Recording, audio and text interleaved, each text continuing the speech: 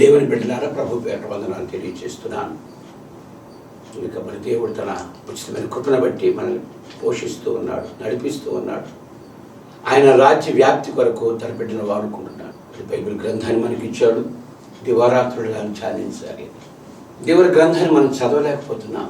ఒకప్పుడు పుస్తకాలు చదివేవాళ్ళు, టీవీలు వచ్చినాక పుస్తకాలు చదవడం మానేశారు ప్రజలు. తర్వాత సెల్ ఫోన్ వచ్చినాక తర్వాత ఇంకా మానేశారు. పుస్తకాలతో సంబంధం లేదు, కంప్యూటర్లు, సెల్ ఫోన్లు, ఇదే ప్రపంచం అయిపోయింది. ఒక ఆయన చెప్పాడు, కంప్యూటర్లతో కళ్ళకు హాని, కంప్యూటర్లతో కళ్ళకు హాని, సెల్ ఫోన్లతో చెవులకు హాని. కంప్యూటర్లతో కళ్ళకు హాని, సెల్ ఫోన్తో చెవులకు హాని, ఎక్కువ ఖర్చుతో జేబుకు హాని. ఒకప్పుడు 300 ఉండేది జియో. అంబానీ గారు ఏం చేశారంటే కొడుకు పెళ్ళి 5,000 కోట్లతో పెళ్లి చేశాడు. ఆ డబ్బులు రికవరీ చేయాలి కదా, 800 చేసేసాడు ఒకసారి. కంప్యూటర్లతో కళ్ళకు హాని, సెల్ ఫోన్తో చెవులకు హాని, ఎక్కువ ఖర్చుతో జేబుకు హాని. అలవాటైతే అంతే మన పని. ఫోన్ లేకపోతే ఉండలేడు. పిల్లలు మరీ పిచ్చి. ఒక ఆవిడ కొడుకు ఫోను ఇవ్వనందట, ఫోన్ ఇవ్వదు, టీవీ రిమోట్ ఇవ్వనంది. రిమోట్ పట్టు హాస్పిటల్కి వెళ్ళిపోయింది. వచ్చేసరికి మొత్తం తగ్గొడి బీరువాలు, తలుపులు మొత్తం పగల కొట్టేశాడు. అంతే పిచ్చి. జాగ్రత్త. చర్చి బైబిల్ తీసుకురావట్లే, సెల్ ఫోన్లో చాలా విడిపోతుందో ప్రపంచం. మనిషి అనుకుంటున్నాడు డెవలప్మెంట్ అనుకుంటున్నాడు మనిషి, కానీ అది డిస్ట్రక్షన్ అని తెలియట్లే. ఈ రోజుల్లో కంప్యూటర్లో చూస్తే ఏఐ అంటారు. ఏఐ అంటే ఆర్టిఫిషియల్ ఇంటెలిజెన్స్. అదేంటో తెలుసా? ఏఐ అంటే నువ్వు నీ ఇంట్లో నీ మైండ్లో ఏం ఆలోచిస్తున్నావో నీ ఆలోచన వాడి దగ్గర అమెరికాలో ఉంది. అక్కడ అమెరికా వాడు ఈ ప్రపంచ మనుషుల యొక్క మేధస్సుని కంట్రోల్ పట్టేసుకున్నాడట, తన ఆధీనంలో పెట్టుకున్నాడు. అంటే మానవునికి స్వతంత్రత లేదు. ఆది కాండం వాళ్ళు అదే అంటారు, దేవుడు ఆ చెట్టును ఎందుకు పెట్టాడు?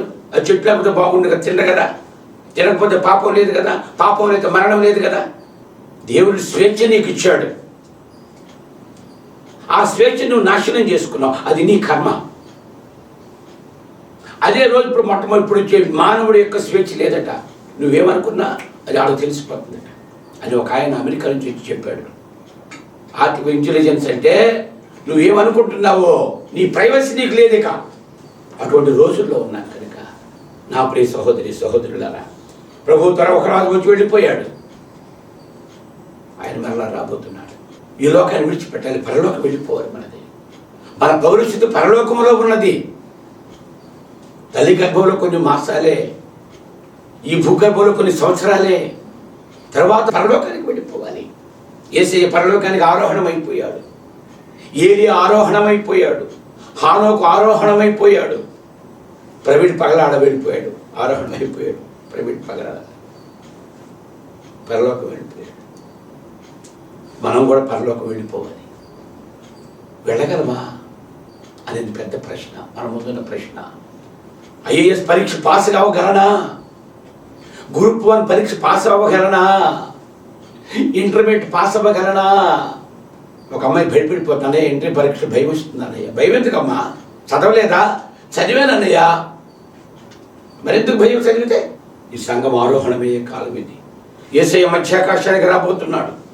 తన మేఘాలు పంపిస్తాడు, దూతలను పంపిస్తాడు. నువ్వు సిద్ధంగా ఉంటే మేఘాలు ఎక్కించి తీసుకుపోతావు. నువ్వు సిద్ధంగా ఉండాలి. బస్సు ప్రయాణానికి సిద్ధంగా ఉంటావు, రైలు ప్రయాణానికి సిద్ధంగా ఉంటావు. సిద్ధంగా లేకపోతే వెళ్ళిపోతుంది ట్రైను. బస్సు ఆగదు, నీకోసం ఆగదు. ఆగదు ఏ నిమిషం నీకోసము. ఆకాశ మేఘాలు వస్తాయట భూలోకానికి. నువ్వు ఎక్కడానికి సిద్ధంగా ఉండాలి. నా ప్రియ సహోదరి సహోదరులారా, దినములు చెడ్డవిగా ఉన్నవి, భయంకరంగా ఉన్నాయి. క్రైస్తవులకు శ్రమలు. ఇటువంటి శ్రమ కాలంలో ఉన్నావు. నువ్వు జాగ్రత్తగా లేకపోతే, నువ్వు విడవబడిపోతే, నువ్వు కొనిపోబడకపోతే, ఆ దినమున 2 పొలంలో ఉందురు, ఒకరు కొనిపోబడుదురు, ఒకరు విడిచిపెట్టబడుదురు. 2 మంచం మీద పట్టుకుందురు, ఒకరు కొనిపోబడతారు, ఒకరు విడిచిపెట్టబడతారు. 2 పొలంలో ఉన్నారు, 2 సంఘంలో ఉన్నారు, 2 తిరగలి విసురుతున్నారు, 2 విసురుతున్నారు. ఒకరు కొనిపోబడ్డారు, ఒకరు విడిచిపెట్టబడ్డారు. నీ సంగతి ఏంటి, నా సంగతి ఏంటి? స్కూల్లో జాయిన్ అవ్వగానే పాస్ అయిపోవడం, చదవాలి, బోర్డు ప్రాసెస్ ఉంటుంది. పుస్తకాలు కొనుక్కోవాలా, చదువుకోవాలా, స్కూల్కి వెళ్ళాలా, తిరగాల, హోంవర్క్ చేయాలా, ఎన్ని కోడలు. అలాగే నీ ప్రభువు నమ్ముకున్నాను పరలోకి వెళ్ళిపోతామంటే కాదండి. ఆ కాన్సెప్టే తప్పు. నువ్వు నీతిగా ఉండాలి, నిర్దోషిగా ఉండాలి, నిరపరాధిగా. ఆయన చేశాడు మంచిదే, దాన్ని నువ్వు కాపాడుకోవాలి కదా. ఇల్లు తుడుస్తామండి, మళ్ళీ ఇల్లు మురికి పెట్టి ఎలాగొస్తుందో తెలియదు. మా ఆవిడ అంటుంది, మీరు తుడిచాం కదా మళ్ళీ మీరు వస్తుంటే మా బురద అయిపోతుంది. బురద అవుతూనే ఉంటుంది ఇల్లు. రోజు తుడుచుకోవలసిందే, రోజు కడుక్కోవలసిందే. ఎలాగొస్తుంది వస్తుంది అంతే. ఈ లోకం పాపిష్టి లోకం, దుష్ట లోకము, కరువుల లోకము, మరణ లోకము, విషపురుగుల లోకము. ఈ లోకాన్ని విడిపించడానికి దేవుడు లోకానికి కొంచెం ప్రాణం పెట్టి పరలోకం వెళ్ళిపోయాడు. ఏమిటి ఈస్టర్ పండుగ? ఈస్టర్ పండుగ అంటే ఈ పండుగ గురించి రాసుకుంటూ వస్తే, చెప్పుకుంటూ వస్తే అనేక సందర్భాలు. చూడండి, 2వ తిమోతి రాసిన పత్రికలో 2:8 చదవండి. నా సువార్త ప్రకారము దావీదు సంతానములో పుట్టి మృతులలో నుంచి లేచిన యేసు క్రీస్తుని జ్ఞాపకం చేసుకో. యేసు ప్రభువుని శుక్రవారం సిలువ వేసేశారు, సాయంత్రం చనిపోయాము. అప్పుడే చనిపోయాడు ఆయన. చనిపోయిన తర్వాత ఆయన సమాధి లేదు. ఆయనకి ఎక్కడ పెడతారు? ఆయనకి సమాధి లేదు. ఆయన సొంత ఇల్లు లేదు, తలవాల్చుకుంటే స్థలం లేదన్నాడు యేసయ్య. నక్కలకు బొరియలు ఉన్నాయి, ఆకాశ పక్షులకు గూళ్ళు ఉన్నాయి, కానీ మనుష్య కుమారునికి తలపెట్టుకో తలవాల్చు స్థలము లేదు, సత్రములో స్థలము లేదు యేసయ్యకి. అరిమతు యేసేపునకు ఆయన సాయంత్రం పిలాతు దగ్గరికి వెళ్ళాడు. సన్హెడ్రిన్ సభలో ఉండేవాడు, గొప్ప యాజక పనివాడు. సాకు వెళ్ళాడు, అయ్యా ఆ యేసయ్య శరీరాన్ని నాకు ఇవ్వమన్నాడు. అప్పుడు ఇచ్చేశారు. తీసుకొచ్చి తన కొరకు స్థలములో ఆ సమాధిలో యేసయ్యని పెట్టాడు. ఈ విషయాన్ని యెషయా రాస్తున్నాడు 53వ అధ్యాయంలో. చూడండి, యెషయా గ్రంథంలో 53వ అధ్యాయంలో ఏం చెప్తున్నాడు? 9వ వచనం. అతడు మరణమైనప్పుడు భక్తిహీనుడితో అతనికి సమాధి నియమించబడెను, ధనవంతుని యొద్ద అతడు ఉండెను. ఈ అధ్యాయం నేను కంఠస్థం పెట్టాను, 53వ అధ్యాయం. అందులో 8 చదవండి. అన్యాయపు తీర్పు పొందిన వాడే అతను కొనిపోబడెను, అతడు నా జనుల అతిక్రమాన్ని బట్టి మొత్తబడింది కదా, సజీవుల భూమిలో నుంచి కొట్టివేయబడిను. అయినను అతని తరమ వారిలో ఈ సంగతి గ్రహించిన వారు ఎవరు లేరు. అతను మరణమైనప్పుడు భక్తిహీనుడితో అతనికి సమాధి నియమించబడెను, ధనవంతుని యొద్ద అతడు ఉంచబడెను. నిశ్చయముగా అతడు అన్యాయమేమీ చేయలేదు, అతని నోటే కపటమును లేదు. అతని నలగొట్టుటకు యెహోవాకు ఇష్టమాయను. ఆయన అతనికి వ్యాధి కలుగు చేశాను. అతడు తాను అపరాధ పరిహారార్థ బలి చేయగా అతని సంతానము చూచును, అతడు దీర్ఘాయుష్మంతుడగును. యెహోవా ఉద్దేశము అతని వలన సఫలమగును. అతను కలిగిన వ్యాధులను చూసి సంతోషించును. నీతిమంతుడు నా సేవకుడు అనేకుల దోషమును భరించి తనకున్న అనుభవ జ్ఞానము చేత అనేక నిర్దోషులుగా చేయను. కావున గొప్పవారితో అతనికి పౌలు పంచిపెట్టేతను, గొర్రెలతో తన కొలసము విభాగించుకొనను. ఎలయనగా మరణమునందునంతగా అతడు తన ప్రాణమును ధారపోశాడు. అతిక్రమం చేయవారిలో ఎంచబడిన వాడాయను అంటూ చివరిగా అనేకుల పాపమును భరించుచు తిరుగుబాటు వారు చేసిన వారిని గూర్చి విజ్ఞాపన చేశారు. ఏ విజ్ఞాపన? తండ్రి, వీరేమి చేస్తున్నారు? వీరు ధనవంతుడి అయిన ఆ యొక్క యోసేపుని ఆయన తీసుకుపోయి సమాధిలో పెట్టాడు. సాతాను 7 కట్లతో యేసయ్యను బంధించిందట. 7 కట్లతో సమాధితో బంధించిందట. దాని మీద బండ వేశారట, ముద్ర వేశారట. బండ, ముద్ర, సమాధి, తర్వాత కావలివారు, తర్వాత దెయ్యాలు, తర్వాత సైతానికి వచ్చి ఇప్పుడు రా యేసయ్య బయటికి. బైబిల్లో ఏముందంటే మరణం అసాధ్యం అన్నాడు. ఆయన జీవితంలో మరణాన్ని మృగడానికి వచ్చాడు, మరణపు మూలు విరిచివేయడానికి వచ్చాడు. మరణం అంటే 2 రకాలు. ఒకటి స్వాభావిక మరణము, శరీరాన్ని నుంచి ఆత్మ బయటికి వెళ్ళిపోవడం, ఆత్మకు విడుదల. 2వ మరణము ఈ ఆత్మ నరకానికి పోతుంది, అది 2వ మరణము. ఒక మరణము శరీరము పోతుంది, ఆత్మ బయటకు వస్తుంది, ఇది స్వాభావిక మరణం. దీనిని నిద్ర అంటారు. అతడు నిద్రించి ప్రభువునందు నిద్రించాను. ఈ మరణం అందరికీ సమానమే, వెళ్ళిపోవాలి ఈ లోకాల నుంచి. శరీరం మట్టికి వెళ్ళిపోవాలి, ఆత్మ దేవుడిచ్చిన దగ్గరికి వెళ్ళిపోవాలి. పునరుద్ధానం అంటే మరణమును జయించాడు దేవుడు. అది పునరుద్ధానం. యోహాను సువార్త 5వ అధ్యాయంలో 27 నుంచి చదవండి. 27 నుంచి. మరియు ఆయన మనుష్య కుమారుడు గనుక తీర్పు తీర్చుటకు తండ్రి అధికారం అనుగ్రహించి దీనికి ఆశ్చర్యపడకుడి.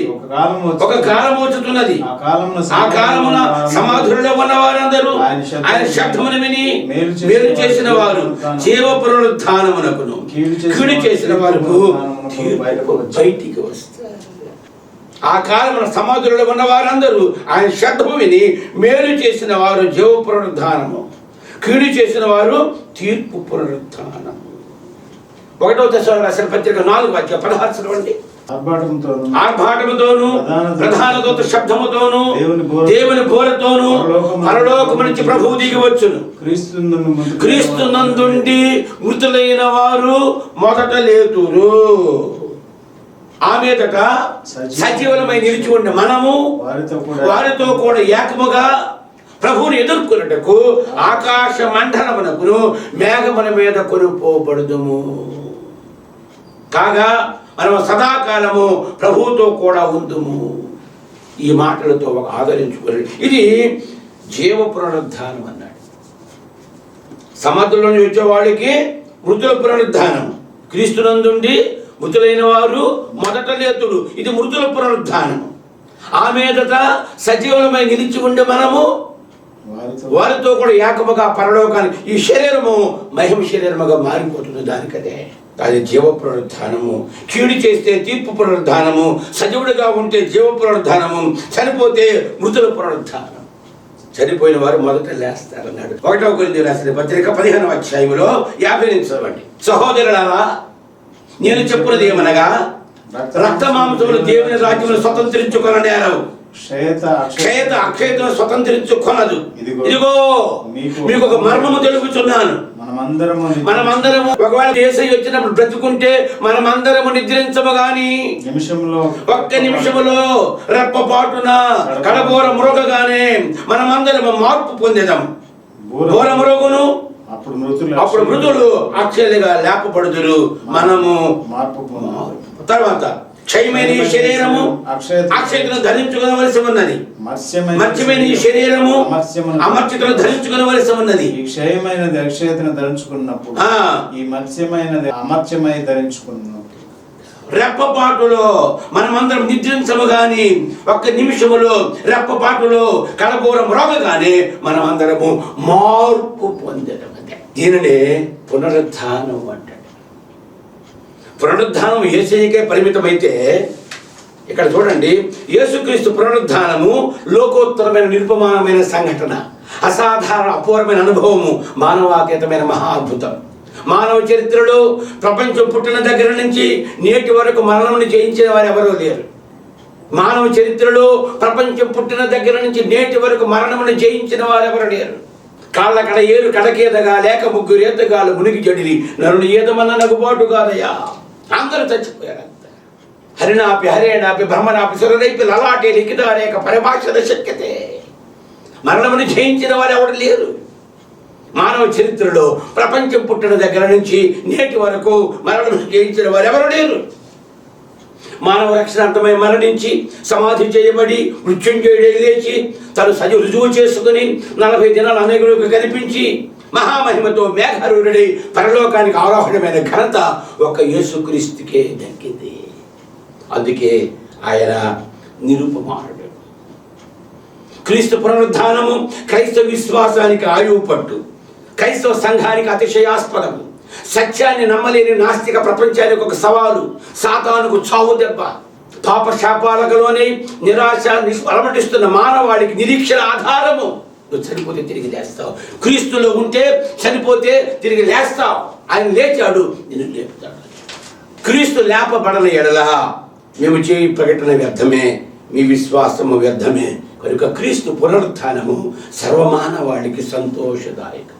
యేసయ్య లేచాడు, సమాధిని గెలిచాడు, మరణాన్ని గెలిచాడు, బండని గెలిచాడు, కావలిని గెలిచాడు అని పాట యేసు పెద్దయ్య గారు రాశాడు మనోహరయ్యగా, జయ జయ యేసు అని. అయితే క్రీస్తు లేచాడని చెప్పుకునే క్రైస్తవ సంఘము క్రీస్తుతో పాటు పునరుత్థానం పొందాలి. మనం కూడా చనిపోయి తిరిగి లేవాలి.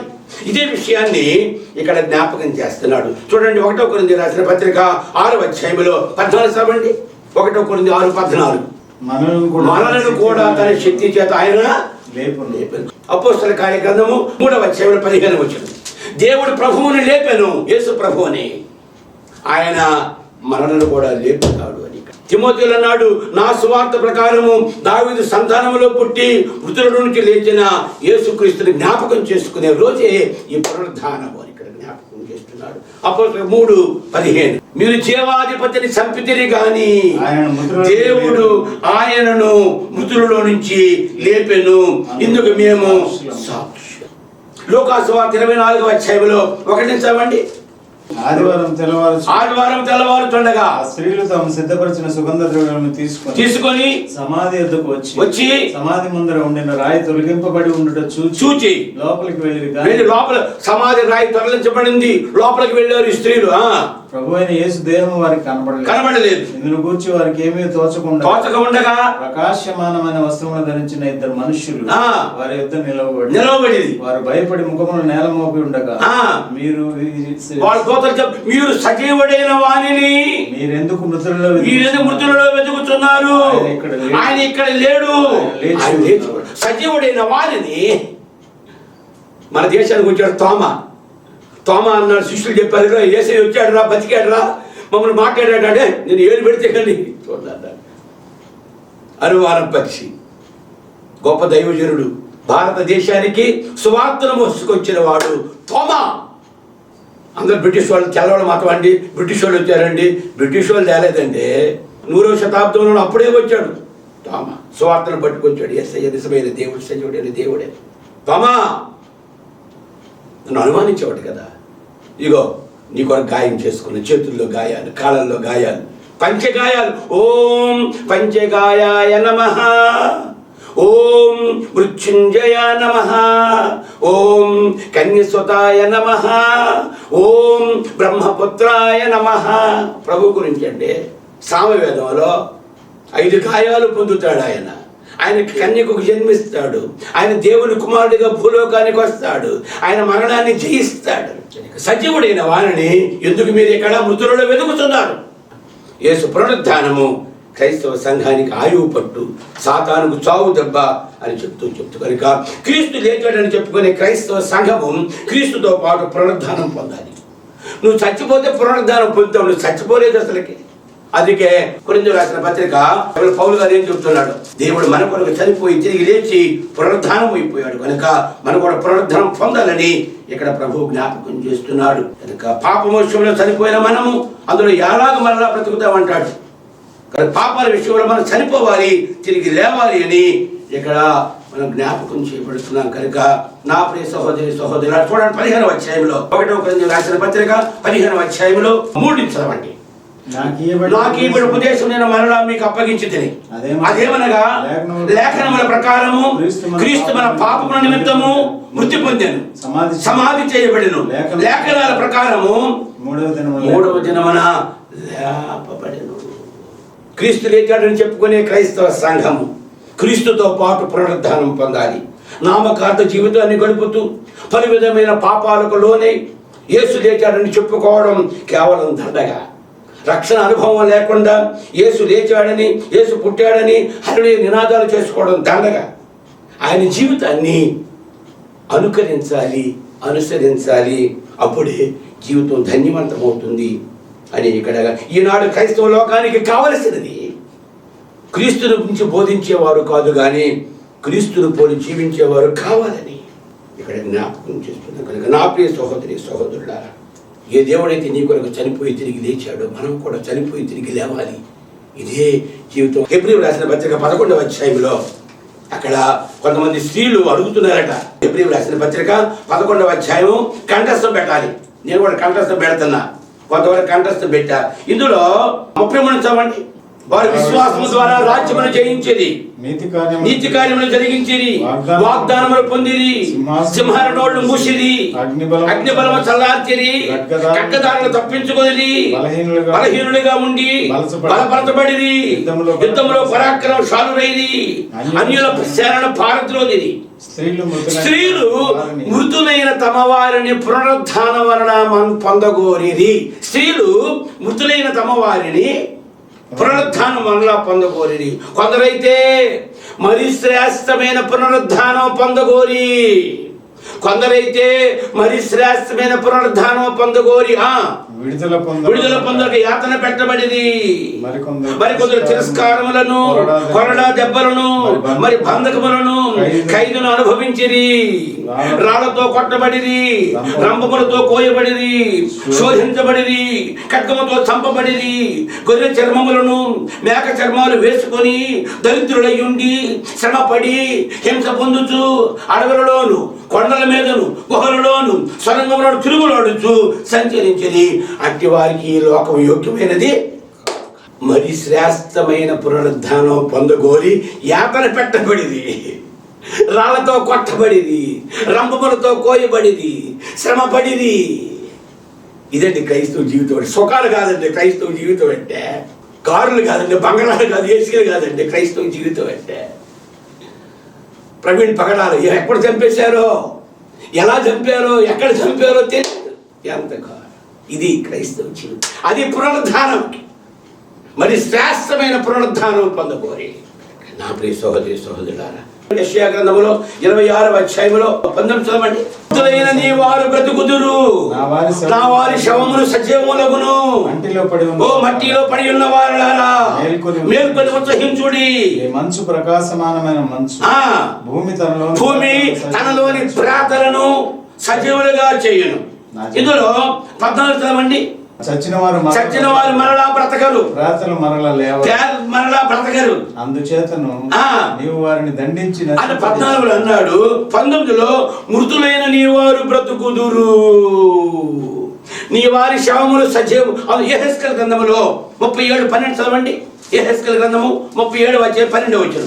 కాబట్టి ప్రవచనం ఎత్తి వారితో ఇట్లను ప్రభువు యెహోవా సెలవిచ్చినదేమనగా, ఓ నా ప్రజలారా, మీరున్న సమాధులను నేను తెరిచెదను. సమాధులు మిమ్మల్ని బయటకు తీసుకుని రప్పించి ఇశ్రాయేలు దేశంలోనికి తోడుకొని వచ్చేదను. నా ప్రజలారా, నేను సమాధులను తెరిచి సమాధుల్లో మిమ్మల్ని బయటికి రప్పించగా నేను యెహోవానై ఉన్నానని మీరు తెలుసుకుందురు. మీరు బ్రతుకున్నట్లు నా ఆత్మ మీలో ఊది దేశములో, పరలోక దేశములో, అనిత్య రాజ్యములో మిమ్మల్ని ప్రవేశింపచేస్తా. నా ప్రియ సహోదరులారా, యేసయ్య చనిపోయాడు, తిరిగి లేచాడు, సమాధులు తెరుస్తా. అందుకే సమాధులు చేయడం కారణం అదే. సమాధులు తెరుస్తా అంటున్నాడంటే. అయితే పునరుద్ధానం పొందడానికి యేసయ్య ముందు 4 పరీక్షలు పాస్ అయ్యాయి. 1 సిలువను మోసాడట, 2 సిలువ వేయబడ్డాడట, 3 మరణించాడట, 4 సమాధి చేయబడ్డాడట. ఈ 4 జరిగితేనే పునరుద్ధానం. సిలువను మొయ్యాలి, క్రైస్తవుడు సిలువను మొయ్యాలి, శ్రమ పడాలి, కష్టపడాలి క్రీస్తు కొరకు. 2 సిలువ వేయబడాలి, 3 మరణించాలి, 4 సమాధి చేయబడాలి. అప్పుడే పునరుద్ధానం కలుగుతుంది. చనిపోయి తిరిగి లేవడం అంటే అది. అందుకే యేసయ్య చనిపోయి తిరిగి లేచాడు. ఆయన మనం లేపుతాడు. అందుకని ప్రభు నన్ను నమ్ముకోమంటున్నాడు, పరిలోకి రమ్మంటున్నాడు. అమ్మా, ఒక కాలం వచ్చుతున్నది, ఆ కాలమున సమాధులలో ఉన్న వారందరూ లేస్తారని ఈ మాటలు జ్ఞాపకం చేస్తున్నాడు. నా ప్రియ సహోదరులారా, సిలువ పడాలి, సిలువను మొయ్యాలి, శ్రమ పడాలి. సుఖాలు కాదు జీవితం అంటే, సేవ అంటే, పరిచర్య అంటే. యేసయ్యకి ఎక్కడ సుఖం లేదు, శ్రమే. నువ్వు శ్రమ పడితేనే. నో క్రాస్ నో క్రౌన్ అన్నాడు. క్రాస్ లేకుండా క్రౌన్ రాదు. పౌలు శ్రమ పడ్డాడు. నా పరుగు తొదముట్టించాను, విశ్వాసము కాపాడుకున్నాను, నా కొరకు నీతి కిరీటం ఉంచబడి ఉన్నది అన్నాడు. ఈరోజు ప్రవీణ్ పకడాలకి ప్రభు చూస్తున్నాడు. రాబిడ్డ తీసుకుపోయాడు పరలోకానికి. మనం కూడా పరలోకానికి వెళ్ళిపోవాలి. ఆ కుటుంబం కొరకు ప్రార్థన చేయాలి, వారి పరిచయం కొరకు ప్రార్థన చేయాలి. ఇంకా ఎంతోమంది మరి చంపడానికి ప్రయత్నం చేస్తున్నారు. పర్లేదు, దేవుడు ఏం చేస్తాడో పై దేవుడు చూడడం లేదా? దేవుడు తెలియదా? దేవుడు ఏమైనా చేయగలడు. కనుక నా ప్రియ సహోదరి సహోదరులారా, యేసయ్య మరణాన్ని జయించిన దేవుడు, నిన్ను మరణం నుంచి తప్పించే దేవుడు, నరకం నుంచి తప్పించే దేవుడు. ఆయన ఆహ్వానించు, ఆకర్షించు, ఆయన దగ్గరికి రా, నీ జీవితంలో బాగు చేస్తారు. ఇదే సువార్త అంటే. మమ్మల్ని మిక్కిలిగా ప్రేమించిన మా పరలోకపు తండ్రి యేసయ్యకే స్తోత్రాలు. మా కొరకు లోకానికి వచ్చి మరణించి చనిపోయి తిరిగి లేచి పరలోకానికి వెళ్ళిన దేవా, పునరుద్ధానుడా, నీకే స్తోత్రాలు చెల్లిస్తున్నాను. ఈ మాటలు బిడ్డల హృదయంలో ఉంచండి. మీ సమాధులు తెరుస్తా నిత్య జీవానికి తీసుకెళ్తానని చెప్పిన ఆ వాగ్దానం మా జీవితంలో నెరవేర్చి నీ రాజ్యం కొరకు సిద్ధపాటు మాకు అనుగ్రహించి నీవే మహిమ ఘనత ప్రభావాలు పొందుకొనమని యేసయ్య శక్తి కలిగిన నామమును వేడుకొనుచున్నాను తండ్రి. ఆమేన్. మన ప్రభువును రక్షకుడు యేసుక్రీస్తు కృపయు తండ్రి అయిన దేవుని ప్రేమ పరిశుద్ధాత్మ సహవాసం నిరంతరం మీకు మీ కుటుంబాలకు తోడే మిమ్మల్ని సంరక్షించునుగాక.